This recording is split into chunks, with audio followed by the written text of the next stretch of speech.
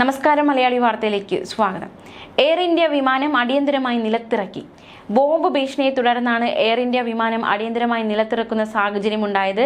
ലണ്ടനിൽ നിന്നും ഡൽഹിയിലേക്ക് വന്ന എയർ ഇന്ത്യ AIC 114 എന്ന വിമാനമാണ് ബോംബ് ഭീഷണിയെ തുടർന്ന് റിയാദിൽ ഇറക്കിയത്. എന്തുകൊണ്ട് എയർ ഇന്ത്യക്ക് തുടരെ ഇത്തരത്തിലുള്ള ഒരു സംഭവത്തിലൂടെ എയർ ഇന്ത്യ കടന്നു പോകുന്നു എന്നത് വളരെ ദുരൂഹമായ ഒരു ചോദ്യം തന്നെയാണ്. പ്രത്യേകിച്ച് ഈ ബോംബ് ഭീഷണി, വ്യാജ ഭീഷണിയൊക്കെ തുടരെ ആവർത്തിക്കുന്നുണ്ട്. വിമാനത്തിൽ ബോംബ് വെച്ചിട്ടുണ്ടെന്ന് ടിഷ്യൂ പേപ്പറിൽ എഴുതിയ സന്ദേശം ശുചിമുറിയിൽ നിന്ന് കിട്ടിയതിന്റെ അടിസ്ഥാനത്തിലാണ് വിമാനം അടിയന്തരമായി നിലത്തിറക്കുന്ന സാഹചര്യമുണ്ടായത്. ബാഗുകൾ എടുക്കാൻ അനുവദിക്കാതെ യാത്രക്കാരെ വിമാനത്താവളത്തിന്റെ ഒരു ഭാഗത്തേക്ക് മാറ്റുകയായിരുന്നു. പരിശോധനകൾക്ക് ശേഷം ടെർമിനലിലേക്ക് കൊണ്ടുവന്നു. ഇന്ത്യൻ സമയം രാവിലെ 11 മണിക്ക് വിമാനത്തിലെ പരിശോധനകൾ 3.5 മണിക്കൂറോളമാണ് പിന്നിട്ടത്. 3.5 മണിക്കൂർ പരിശോധിച്ചു. അതിനുശേഷം എത്രയും വേഗം വിമാനം പുറപ്പെടുമെന്നാണ് യാത്രക്കാരെ വിമാനത്താവള അധികൃതർ അറിയിച്ചിരിക്കുന്നത്. എന്തായാലും വീണ്ടും അത്തരത്തിലൊരു വ്യാജ ബോംബ് ഭീഷണി ഉണ്ടായിരിക്കുന്നു എന്നതാണ് ഏറ്റവും ശ്രദ്ധേയം. അതും എയർ ഇന്ത്യ വിമാനത്തിന് നേരെയാണ് ഇത്തരത്തിലൊരു വ്യാജ ബോംബ് ഭീഷണി ശക്തമായിരിക്കുന്നത്. അതേസമയം കഴിഞ്ഞ ദിവസം ഉണ്ടായ മറ്റൊരു സംഭവം, വിമാനത്തിനുള്ളിൽ കയറി എയർ ഇന്ത്യ വിമാനം തകർക്കുമെന്ന് ഭീഷണി ഉയർത്തിയ ഒരു സംഭവം കഴിഞ്ഞ ദിവസം ഉണ്ടായിരുന്നു. ഈ യാത്രക്കാരിയായ ഡോക്ടറായിരുന്നു ഇത്തരത്തിലൊരു ഭീഷണി ഉയർത്തിയത്. വിമാനത്തിൽ നിന്നും ഡോക്ടറെ തിരിച്ചിറക്കി കേസെടുത്തു. ഗുജറാത്തിലെ സൂറത്തിലേക്കുള്ള വിമാനത്തിലാണ് നാടകീയ സംഭവ വികാസങ്ങൾ അരങ്ങേറിയത്. ബാഗ് മുൻനിരയിലെ സീറ്റുകളിൽ ഇട്ട ശേഷം അത് എടുക്കാൻ എയർ ഹോസ്റ്റസിനോട് ആവശ്യപ്പെടുകയായിരുന്നു. ഇതേ തുടർന്ന് എയർ ഹോസ്റ്റസും ഡോക്ടറും തമ്മിൽ വഴക്കുണ്ടായി. ഈ സമയത്താണ് വിമാനം തകർക്കുമെന്ന ഭീഷണി ഡോക്ടർ ഉയർത്തിയത്.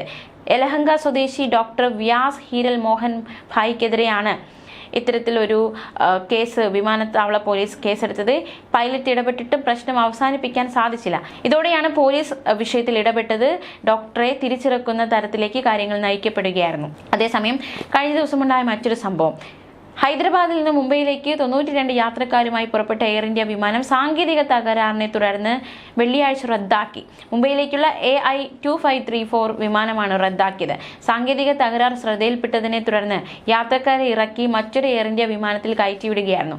സാങ്കേതിക കാരണങ്ങൾ ഉൾപ്പെടെയുള്ള പ്രശ്നങ്ങളെ തുടർന്ന് 8 എയർ ഇന്ത്യ വിമാനങ്ങൾ വേറെയും റദ്ദാക്കിയിരുന്നു. Dubai, Chennai, Delhi, Melbourne Delhi, Dubai Hyderabad, Pune Delhi, Ahmedabad Delhi, Chennai Mumbai, Delhi Pune വിമാനങ്ങളാണ് റദ്ദാക്കിയത്. മാത്രമല്ല, കഴിഞ്ഞ ദിവസമുണ്ടായ വേറൊരു സംഭവമാണ്, അതും എയർ ഇന്ത്യ വിമാനത്തിൽ തന്നെ സംഭവിച്ചതാണ്. ഡൽഹിയിൽ നിന്ന് ഹോങ്കോങ്ങിലേക്ക് പുറപ്പെട്ട എയർ ഇന്ത്യ വിമാനത്തിന്റെ വാതിലിൽ നിന്ന് അസ്വാഭാവിക ശബ്ദങ്ങൾ കേട്ടു എന്നതടക്കമുള്ള റിപ്പോർട്ടുകളും കഴിഞ്ഞ ദിവസമാണ് പുറത്തു വന്നത്. ജൂൺ 1 സർവീസ് നടത്തിയ ബോയിങ് 787 വിമാനത്തിന്റെ വാതിലിൽ നിന്നാണ് പറന്നുയർന്ന് 1 മണിക്കൂറിന് ശേഷം ശബ്ദങ്ങൾ കേൾക്കാനും വാതിൽ കുലുങ്ങാനും തുടങ്ങിയത്. അഹമ്മദാബാദ് വിമാന ദുരന്തത്തിന് ദിവസങ്ങൾക്ക് മുൻപ് ഈ സംഭവം നടന്നു എന്നതാണ് ഇപ്പോൾ പുറത്തുവരുന്ന റിപ്പോർട്ടുകൾ സൂചിപ്പിക്കുന്നത്. ഒടുവിൽ വിമാനത്തിലെ ജീവനക്കാർ വാതിലിന്റെ മുകളിലെ ചെറിയ വിടവിൽ നാപ്കിനുകൾ തിരികെയാണ് പ്രശ്നത്തിന് പരിഹാരം കണ്ടത്. ജൂൺ 1 ഡൽഹിയിൽ നിന്ന് രാത്രി 11:15 ഈ വിമാനം പുറപ്പെട്ടത്. AI 314 വിമാനമായിരുന്നു ഇത്. ഈ വിമാനത്തിലാണ് ഇത്തരത്തിൽ വാതിലിൽ നിന്ന് അസ്വാഭാവിക ശബ്ദം കേൾക്കുന്ന സാഹചര്യം ഉണ്ടായത്. ഷെഡ്യൂൾ ചെയ്ത സമയത്തേക്കാൾ 1 മണിക്കൂറിലധികം വൈകിയാണ് അന്ന് വിമാനം പുറപ്പെടേണ്ടി വന്നത്. പറന്നുയർന്ന ഏകദേശം 1 മണിക്കൂറിന് ശേഷമാണ് വാതിൽ കുലുങ്ങാനും ശബ്ദമുണ്ടാകാനും തുടങ്ങിയത്. വായുമർദ്ദം കാരണം വാതിലിന്റെ സീൽ ഇളകിയെന്ന് തോന്നിയെന്നാണ് ഒരു യാത്രക്കാരൻ സമൂഹ മാധ്യമത്തിലൂടെ വെളിപ്പെടുത്തിയത്. പക്ഷേ ഇത്തരം സംഭവങ്ങൾ യാത്രക്കാർക്ക് ആശങ്കയുണ്ടാക്കിയേക്കാമെങ്കിലും വിമാനത്തിന്റെ സുരക്ഷയെ ബാധിക്കില്ല എന്ന് അന്ന് പൈലറ്റുമാർ ചൂണ്ടിക്കാട്ടി. വിമാനത്തിന്റെ വാതിലുകൾ യാത്രാമധ്യേ തുറക്കില്ല എന്നും അധികൃതർ വ്യക്തമാക്കുകയുണ്ടായി. വിമാനം സുരക്ഷിതമായി ഹോങ്കോങ്ങിൽ ലാൻഡ് ചെയ്യുകയും ചെയ്തു. മാത്രമല്ല, അതിനുശേഷം എയർ ഇന്ത്യ പ്രസ്താവനയിലൂടെ അറിയിച്ചത് വിമാനത്തിന്റെ എല്ലാ സുരക്ഷാ മാനദണ്ഡങ്ങളും പാലിക്കപ്പെട്ടു എന്നാണ്. ഒരു വിമാനം പറത്തുന്നതിന് മുമ്പ് നിരവധി പരിശോധനകൾക്ക് വിധേയമാക്കാറുണ്ട്. സുരക്ഷയ്ക്ക് മുൻഗണന നൽകി തന്നെയാണ് ഇത് ചെയ്യുന്നത്. ജൂൺ 1 ഡൽഹി ഹോങ്കോങ് വിമാനവും ഈ പ്രക്രിയയിലൂടെ കടന്നുപോയിരുന്നു.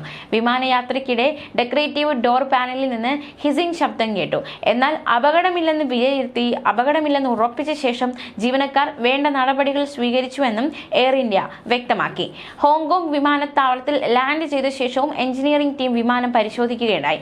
എല്ലാ സുരക്ഷാ മാനദണ്ഡങ്ങളും പാലിക്കപ്പെട്ടു എന്ന് കണ്ടെത്തി വിലയിരുത്തി അതിനുശേഷം വിമാനം സർവീസിനായി ക്ലിയർ ചെയ്തതായും എയർ ഇന്ത്യ അറിയിക്കുകയുണ്ടായി. അതേസമയം വിമാനയാത്രയ്ക്കിടെ വാതിൽ ശബ്ദമുണ്ടാക്കുന്നത് ആദ്യത്തെ സംഭവമല്ല എന്നതടക്കമുള്ള റിപ്പോർട്ടുകൾ കൂടി പുറത്തു വരുന്നുണ്ട്. എന്തായാലും നമ്മൾ നോക്കാൻ പോകുന്നത് മറ്റൊരു വാർത്തയാണ്. അഹമ്മദാബാദ് വിമാന അപകടത്തിന് ദിവസങ്ങൾക്ക് മുമ്പ് എയർ ഇന്ത്യക്ക് directorate general of civil aviation മുന്നറിയിപ്പ് നൽകിയിരുന്നു എന്നതടക്കമുള്ള റിപ്പോർട്ടുകളൊക്കെ കഴിഞ്ഞ ദിവസം പുറത്തു വന്നിരുന്നു. എയർ ഇന്ത്യയുടെ കൈവശമുള്ള 3 എയർബസ് വിമാനങ്ങളിലെ സുരക്ഷാ വീഴ്ചയെക്കുറിച്ചായിരുന്നു DGCA അന്വേഷണ റിപ്പോർട്ടെന്നും കർശന മുന്നറിയിപ്പ് നൽകിയിരുന്നുവെന്നും റിപ്പോർട്ടുകൾ വരുന്നു.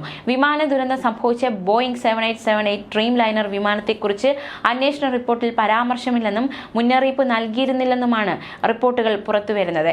എയർ ഇന്ത്യയുടെ കൈവശമുള്ള 3 എയർബസ് വിമാനങ്ങളുടെ ക്രിട്ടിക്കൽ എമർജൻസി എസ്കേപ്പ് സ്ലൈഡ്, അതായത് അടിയന്തര ഘട്ടങ്ങളിൽ യാത്രക്കാരെ വിമാനത്തിൽ നിന്ന് ഒഴിപ്പിക്കാൻ ഉപയോഗിക്കുന്നതാണ് എസ്കേപ്പ് സ്ലൈഡ്, സമയബന്ധിതമായി സുരക്ഷാ പരിശോധന നടത്തിയിരുന്നില്ല എന്നും ഇത് നടത്താതെയാണ് വിമാനം പറത്തിയതെന്നുമാണ് റിപ്പോർട്ടിൽ വ്യക്തമാക്കുന്നത്. ഇതിൽ എയർബസ് A320യുടെ സുരക്ഷാ പരിശോധന 1 മാസത്തിലധികം വൈകി. മെയ് 15 മാത്രമാണ് എയർ ഇന്ത്യ ഇത് പൂർത്തിയാക്കിയതെന്നും ഈ കാലയളവിൽ വിമാനം ദുബായ്, റിയാദ്, ജിദ്ദ എന്നിവിടങ്ങളിലേക്ക് സർവീസ് നടത്തിയിരുന്നുവെന്നും റിപ്പോർട്ടിൽ വ്യക്തമാക്കിയിട്ടുണ്ട്. മാത്രമല്ല, ആഭ്യന്തര റൂട്ടിൽ സർവീസ് നടത്തിയിരുന്ന എയർബസ് A319 ആയിരുന്നു DGCA ചൂണ്ടിക്കാട്ടിയ മറ്റൊരു വിമാനം.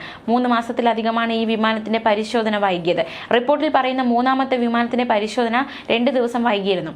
അതേസമയം DGCA ചൂണ്ടിക്കാട്ടിയിട്ട് മന്ദഗതിയിലാണ് എയർ ഇന്ത്യ പ്രതികരിച്ചത് എന്നതടക്കമുള്ള വിമർശനങ്ങളൊക്കെ കഴിഞ്ഞ ദിവസം പുറത്തു വന്നതാണ്. എന്തായാലും ഇത്തരം വിഷയങ്ങൾ സുരക്ഷയെ ഒരു തരത്തിലും ബാധിക്കില്ല എന്ന് എയർ ഇന്ത്യ മറുപടി നൽകി എന്നതടക്കമുള്ള കാര്യങ്ങൾ റിപ്പോർട്ടിൽ വ്യക്തമാക്കിയിട്ടുണ്ട്. എന്തായാലും എസ്കേപ്പ് സ്ലൈഡ് പരിശോധന ഉൾപ്പെടെ വിമാനങ്ങളുടെ എല്ലാ അറ്റകുറ്റപ്പണികളും പരിശോധനയും വരും ദിവസങ്ങളിൽ പൂർത്തിയാക്കുമെന്ന് എയർ ഇന്ത്യ വ്യക്തമാക്കുകയുണ്ടായി.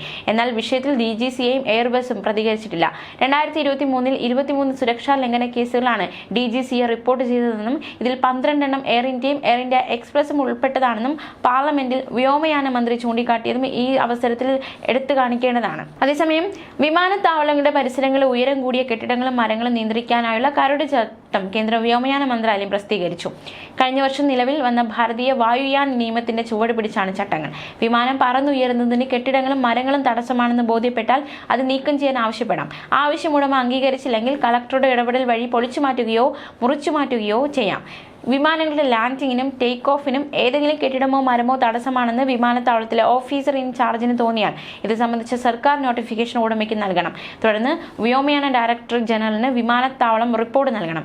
കെട്ടിടം അല്ലെങ്കിൽ മരത്തിന്റെ വിവരങ്ങൾ ഉടമയിൽ നിന്ന് തേടിക്കൊണ്ട് DGCA ഉടമയ്ക്ക് നിർദ്ദേശം നൽകും. 60 ദിവസത്തിനകം ഇതിന് മറുപടി നൽകണം.